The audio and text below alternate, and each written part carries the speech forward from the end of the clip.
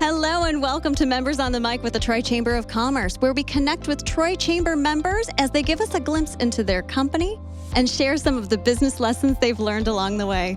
Hi, everyone. I am Tara Thompson-Cusack, President and CEO of the Troy Chamber of Commerce, and I'm joined today by my amazing co-host and Vice President of the Chamber, Sheila Denstead. Hello, everyone.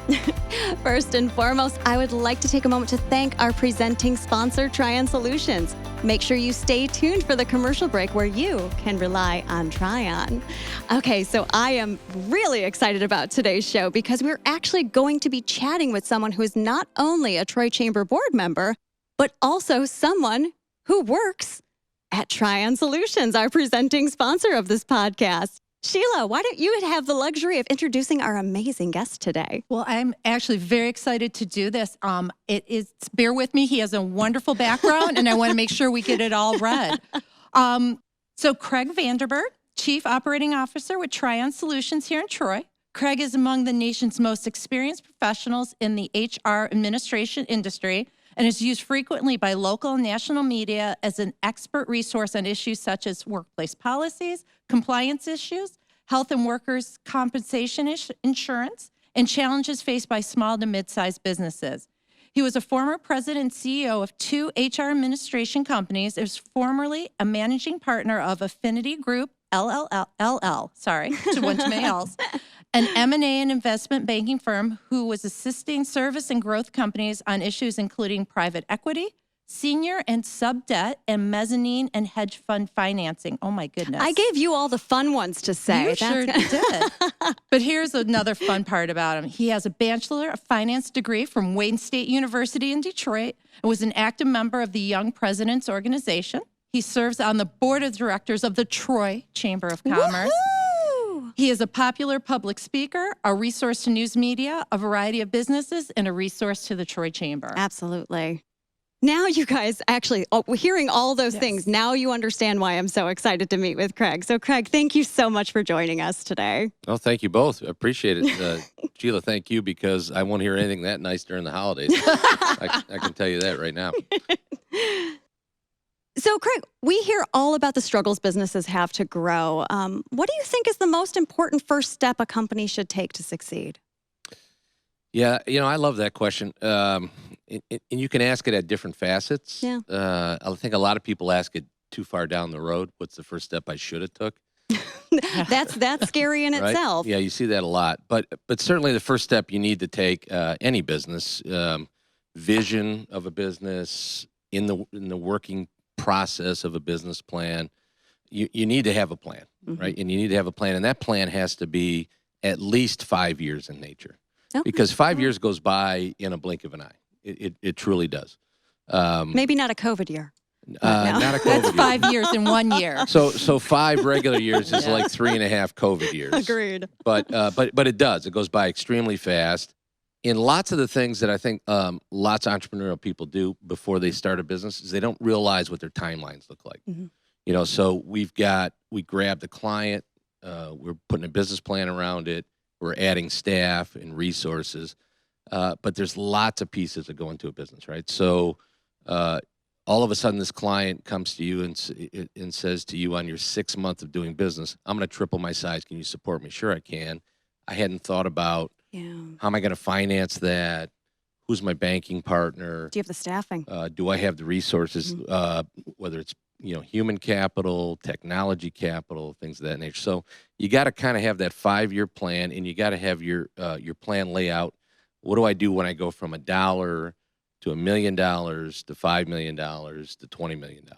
And you better have all that in a plan, just in case. So when you're talking about a plan itself, I mean, obviously people are writing plans that they think are plans, which I'm going to do this. Now that's not a plan. Like how do you work with somebody to make sure that they're executing the correct steps and course of actions? Sure. That's a great question.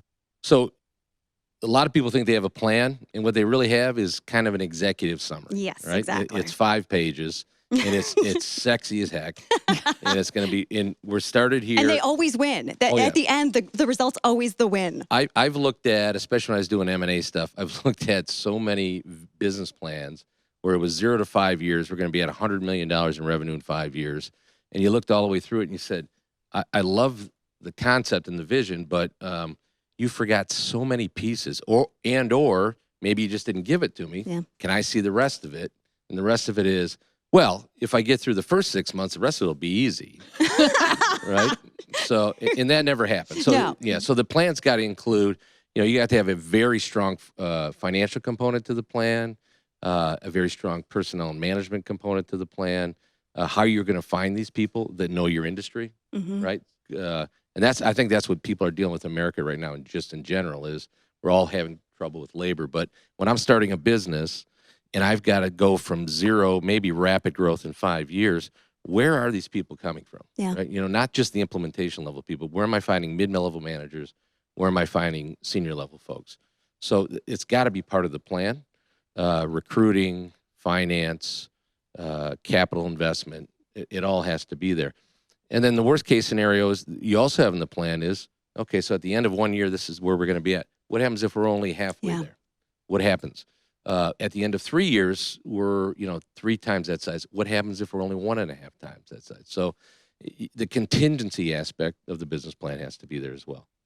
I think that's why I really enjoy an operational brain. That's as a chief operating officer, you understand it from a business perspective, or sometimes the sales dreams are the things that kind of push you back when you don't look at it from the actual operational execution. And I think that's super important to pay attention to. So one thing I want to lead into a little bit is talking a little bit about I like to visit Trion. Let's just be full honest. It's so much fun to visit because when I actually walk in the door, everyone smiles, which is almost creepy in this day and age because you just don't see it anymore, but it's a genuine smile.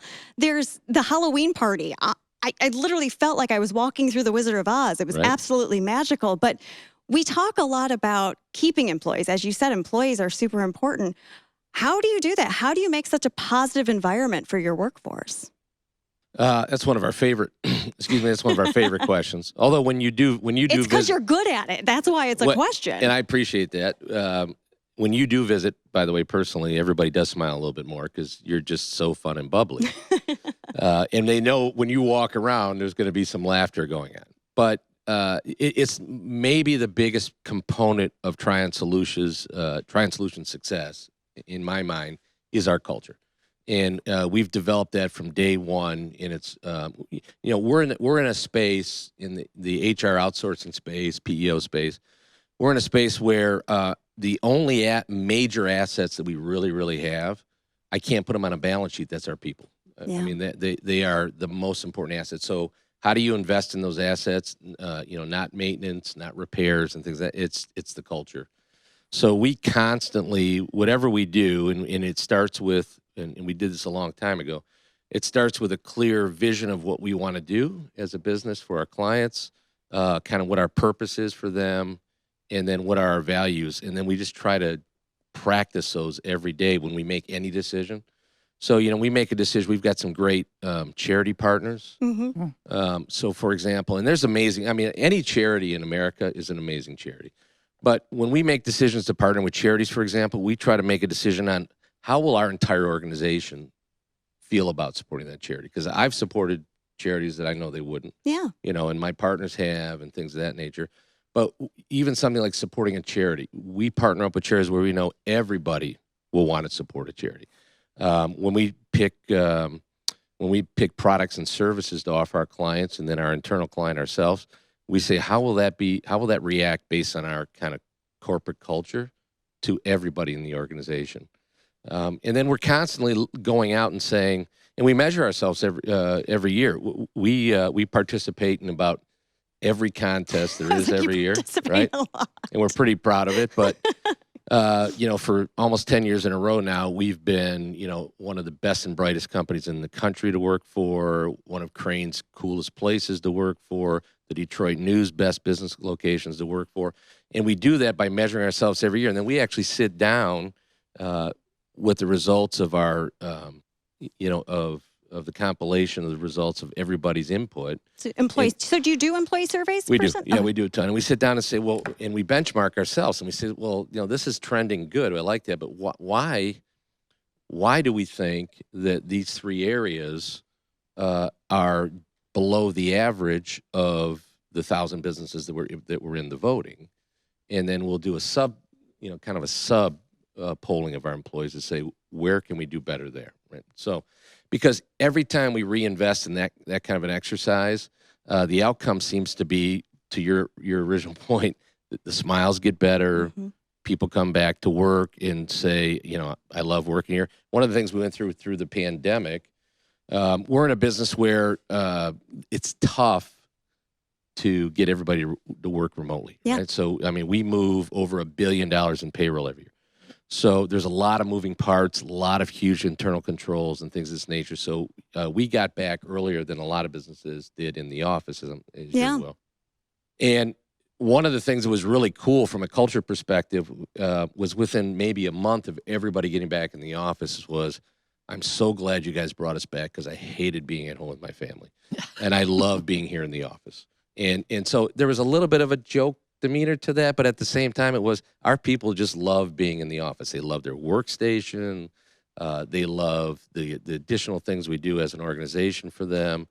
And I think to your original point, you can see that when you walk through any of our offices, you can walk through and say, people seem to be having a great time. So just to kind of hop on top of that same statement, and then I'll pass it over to Sheila, but should culture be a part of the plan?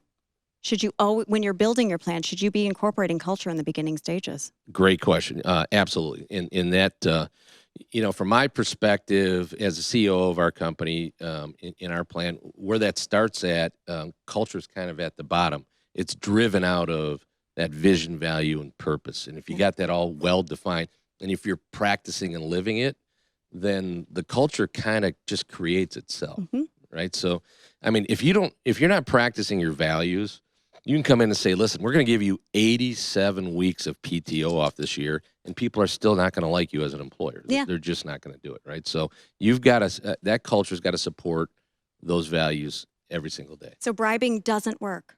Depends on when. You know what? It works for about 2 days. It doesn't. It's not a longevity answer by any means. Well, Craig, we enjoy working with your team so much. We have ambassadors now with Deneen. Maria's a great support. Monica is a wonderful support, and we've known Ina for years. She was actually an intern with us back in the day, so That's we great. know you have an amazing team, and we just enjoy working with them. But now I get to say, let's take a break and hear from our presenting sponsor, Trion Solutions. Go Trion. Small business owners have faced unimaginable challenges, but business owners are resilient. They get back up and find new ways to reinvent the way they do business. And they rely on Trion, now more than ever, to handle payroll and taxes, benefits administration, workers' compensation, regulatory compliance, and other HR issues. See how Trion can help your business at RelyOnTrion.com. Welcome back to Members on the Mic with the Troy Chamber of Commerce. We're here today with Craig Vanderburg with Trion Solutions. Oops, and I lost my place. You're good. Now I'm back. Craig, Trion has been an active member of the Chamber in a variety of ways. Why do you think it's so important to support other Chamber members? Well, I can certainly speak to the Troy Chamber. I think we've seen we've been in Troy pretty much all of our existence. We love the city of Troy, and the surrounding communities, but we love the city of Troy, and we love the development of business in the city of Troy. Yeah. We have a number of clients in the city of Troy, and we'd love to see more clients in the city of Troy. But the most important thing is it's our backyard. It's important to us that we do well, and I think the whole business community does well right in our own backyard. I think it's extremely important. We picked Troy. There was a little while where we sat around and said, in the early years of the formation, when the city of Detroit was on the rebound, does it make sense to be part of that, right? To be part of these big companies that are going downtown and that kind of thing. But we'd always been fans of Troy. We had been there, and when we made a decision to reinvest and do a new headquarters, which you guys have been over the office, and spend a stupid amount of money to be there. It's beautifully. It's absolutely beautiful, though. But you were Thank you. part of the resurrection of the 888 building. But we over were in- actually we the 888 building, which we like to finally call the Trion Building now. Absolutely. Was a building that I think we would all agree was an extremely tired facility, right? Very much. And as a matter of fact, our partners that are our landlords, when they gave us the vision on paper, I said, "Man, if you can get this to happen, this would be spectacular, right?" So, but that's a dice roll because it was pretty tired at the time, right? It was at 60% occupancy. It was tired, it was ugly, it was all this kind of stuff. But we made a decision that we felt good about our partners that own the building, and we came in and we said, "Listen, if we're going to be here, the kind of commitment we made is not a 2 or 3 or 5 year deal. You know, we made at least a 10-year commitment to them. It's probably going to be longer." And when we did that, we said, "Well, we in partnering with not only the owners of the building, but sitting down with Jeff Caponegro, our EVP of marketing and development, we said, well, we need the community to do well too. So we love participating in the Troy Chamber events. We love anything that has to do with the city of Troy. Nobody, I would say this, nobody in my mind, because we're partners in a number of chambers. Of course. Auburn Hills As you and should a be. few others, and they're great. But I don't think anybody does a better job than the Troy Chamber at building small business. So we love that. So while you guys are doing that and building businesses, we like to tag along and let everybody know that we're there. So, We appreciate that. And I absolutely. think that does showcase the fact that when we all work together, everything rises together. And I think, like you said, you put an investment into that building, not just for your own company, but for the community itself. And we're seeing now, what is it at almost 100% occupancy at this point? Yeah, I think we're 90 plus for sure. We were below. I think it was below 60 when we came into the building. Yeah. Oh, I It think was. it was. Yeah. Yep, and our owner and landlord has done an amazing job of committing to the investment that he claimed he was gonna make, and I think as you see in the entire that corner there, I mean it's a center now. Like he truly said, it was going to be a center. They're about to open the apartments that are beautiful, the restaurants. I mean, we have almost 150 corporate employees in the Troy office, and they never have to really leave the compound, right? We've got 8 or 9 restaurants. It's just we love what they've done there. It's what it does. It further supports our culture, and that is that we want you to come. We want to come to work and feel like you have the conveniences of your home, right? So if you feel uncomfortable, you raise your desk up like you would at home. If you get tired of eating the same food every day, you can go get sushi or barbecue or Mexican or Yard House, whatever it may be, and never get tired of it. So that's it's just a great environment. We love it there. But we can't be the only corner in Troy that's important. Right? No. So everybody's got to succeed, and everybody continues to succeed in Troy. I think I don't know if there's again, people that have made that move down to Detroit. I love the city of Detroit, but I don't know that there's a better community in Michigan for a business spot than the city of Troy. It is funny, though, as we talk about, like you said, the Trion Building. It's, how people are like, oh, make a left at the gas station. You've actually now, I hear people like, oh, it's at the Trion Building. So it does make me smile that you say that, because it truly did create this just such a strong influence in the community, and it's wonderful. Well, and as you know, we've got 2 very large lit signs on 2 different sides of the building. No. So you don't see that a lot, unless you're like our banking partners at PNC across the street that actually pretty much own the building. We thought it was awesome to get signing rights. I negotiated. That was great. We put it on the front of the building. It looks directly at Big Beaver. And David Stone, our president, like within the first week, was driving down and said, wow, we should have put it on the east side of the building so everybody on I-75 could see it. I said, well, let me call Chuck and see what we can do. And this is the great spirit of helping to grow that piece of properties. He said, yeah, sure, if you buy another sign, you can put it up on the building, which we had up. And I told Ina and Joanna, I said, listen, get that sign developed and up in the building before he changes his mind. We had it up in a week. But, so we love it. We're very proud of it. And we're just very proud to be what we think is a recognized name in the city of Troy, because we're very proud of Troy. Yeah, makes sense. As are we. great things have been happening. Great things like a favorite segment of Tara's. Did you know? Did you know is my favorite segment. So Sheila, teach me exactly what we should know being a Troy Chamber member. Well, I think we've learned some of it today from Craig that working together, supporting local chamber businesses is a great part of Troy Chamber membership. It opens doors, it creates new customers, it brings business to business, and it also helps create a great atmosphere of knowing people you know, like, and trust and working together. So being a Troy Chamber member can help you grow your business in 2022 and beyond. Oh, and how would somebody join the Troy Chamber? Well, they would go to www.troychamber.com. Oh, I love it. Thank you so much. Now I know, and you know too. I always find a little comedy in that section itself. So Craig, here's the thing too, is that, as businesses, we're talking through the plan, we're talking culture.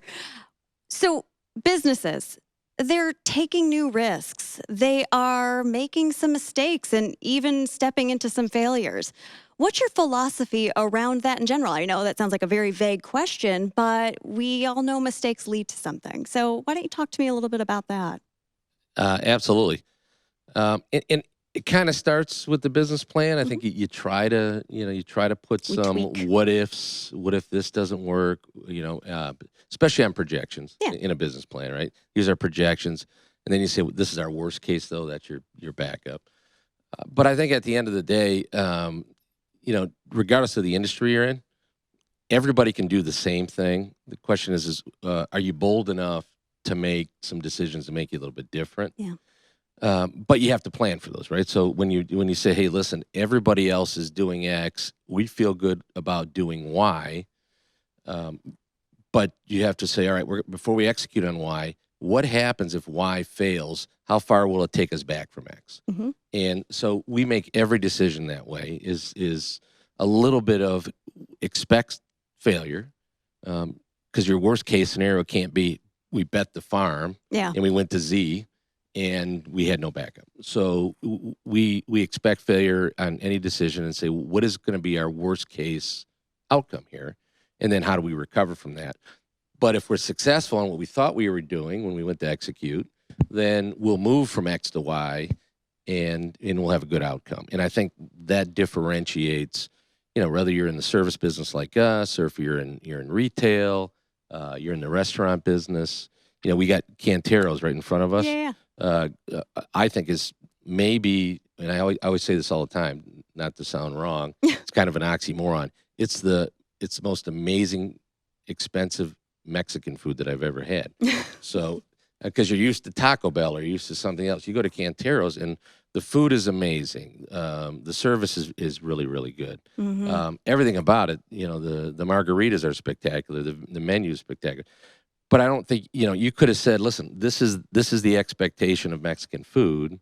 And by the way, it's not that high of a ticket, as you know. Yeah. So I think... I was going to say, you've seen us there. Yeah, we've definitely seen you there. So you could be in the restaurant space, in service space, manufacturing space. You want to try and raise the bar, but you can't raise it unless you know what's going to be my worst case outcome and how do I recover from that if it didn't work. Yeah, I just like that you gave Cantados Tacos a kind of its own commercial.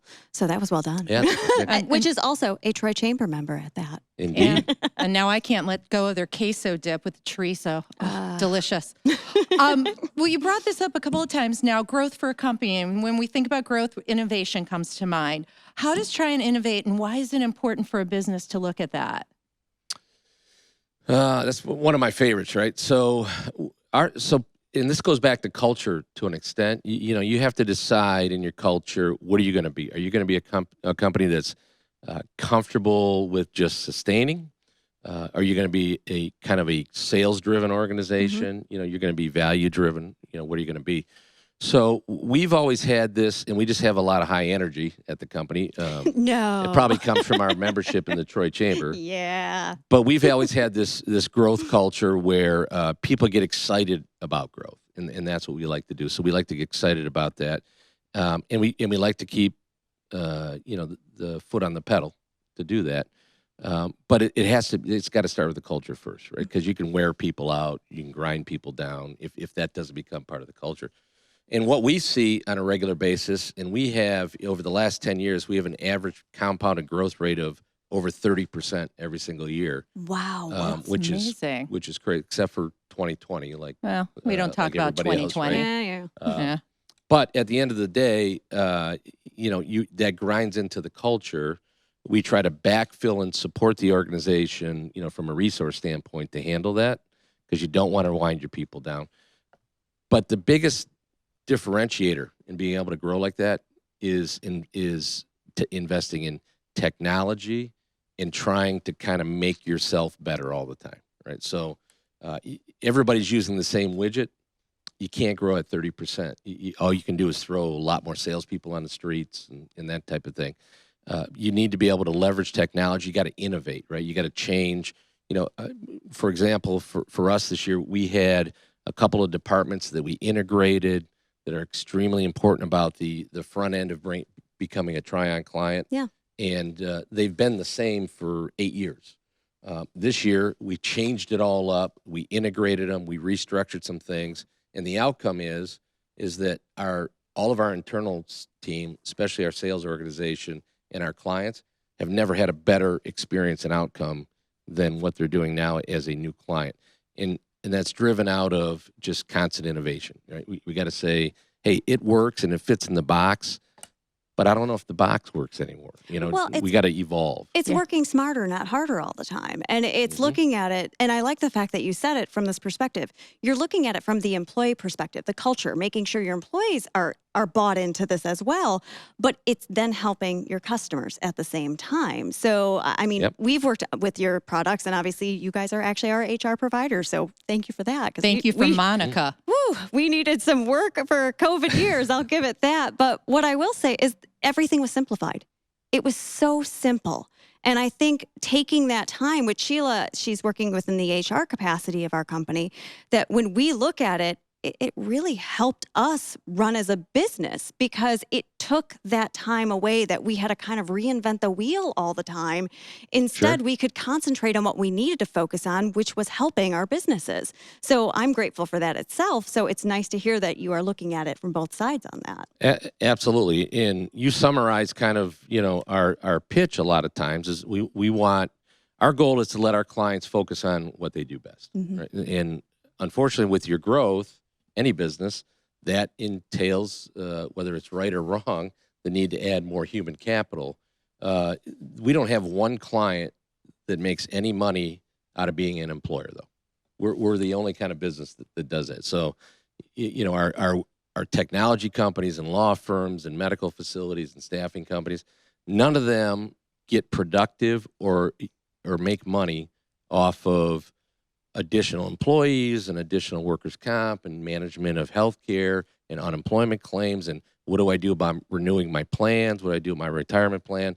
What do I do about these 62 different COVID rules that have come out over the last Welcome to policy changes. Right? Yeah. So our goal every day is when we sit down to talk about process improvement is to say, in this evolving, kind of employment world, is to say, how do we keep doing better so that you don't stop focusing on what you do best? And that means keeping people out of your hair, getting them into our portal, calling us, going to our help desk, whatever it may be. But how do I do better for whether it's the Troy Chamber or it's, our clients that got 5,000 employees, and say they just focus on what they do best. Yeah. And that's our guiding mission. And that means we do things different going into 2022 than we did in 2014, and which is really not that long ago. Yeah, exactly. Well, Craig, we've talked about so many different things here today. If you could leave our listeners with a nugget, with one piece of information that's going to help their tomorrow be brighter, what would that be? Well, I'd say the first one would be, if you live in the city of Troy, you better be a Troy member, a Troy Chamber member, excuse me. I mean, that's kind of a given. We say that, so we sit around in our organization all the time and say, how can you be a business owner employees and not be a client of Trion? We can't understand that. And I say the same thing about being a business in Troy. I mean, I don't know why, especially for the economics, because they're simple, why you wouldn't be a member of the Troy Chamber. And just the networking stuff is awesome. But or coming to watch us repeat next year at the golf outing as champions again. That would be helpful. He did win. Is it 2 years? 2 years? 2 years. 2 years, yeah. 2 years in a row. Yeah, the fix is in. So. But I, is there a nugget? I think you've heard this lots of times. You got to love what you do. I get up, go to work every day. Fortunate enough to say I love going to work every day. I don't love some of the tasks during the day. I don't love some of the renewals and the meetings and stuff. But I love going to work. To your original point, everybody's smiling.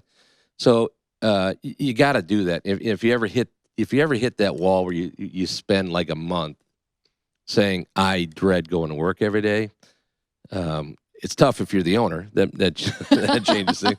But if you do, you got to look internally and say, am I doing the right things? Because we just spend too much time, right? We all spend too much time in the workplace to not get up every morning, be a little bit inspired, and say, I got no issues with going to work today. I love it. Yep. So true. So true. Craig, thank you. Thank you for being here today. Thank you for supporting the Troy Chamber. Thank you for supporting us and helping us move forward this year with everything. We so appreciate your time today. Thank you both so much. I'm available on weekends or whenever you need me to. Actually, I'm pretty sure I've seen you on weekends as well. That's right. And that's all we have here today at Members on the Mic with the Troy Chamber of Commerce. Special thanks to Craig for joining us today, and obviously our presenting sponsor, Trion Solutions. For more information on joining the Troy Chamber or for upcoming events, go to troychamber.com. And that's all we have for you today. Have a great rest of your day. Thanks, everyone. Bye now.